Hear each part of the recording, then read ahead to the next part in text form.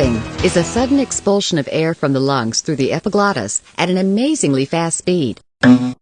Compared to a tennis ball hit at 50 miles per hour or a baseball at 85 miles per hour, coughing is faster with an estimated speed of 100 miles per hour. With such a strong force of air, coughing is the body's mechanism for clearing the breathing passageways of unwanted irritants. Let's take a look at the vocal cords prior to a cough. In order for a cough to occur, several events need to take place in sequence. Let's use an unwanted irritant, such as water entering the trachea or windpipe, to trigger the coughing reflex. First, the vocal cords open widely, allowing additional air to pass through into the lungs.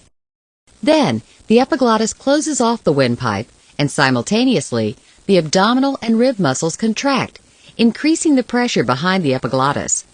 With the increased pressure, the air is forcefully expelled and creates a rushing sound as it moves very quickly past the vocal cords. The rushing air dislodges the irritant, making it possible to breathe comfortably again.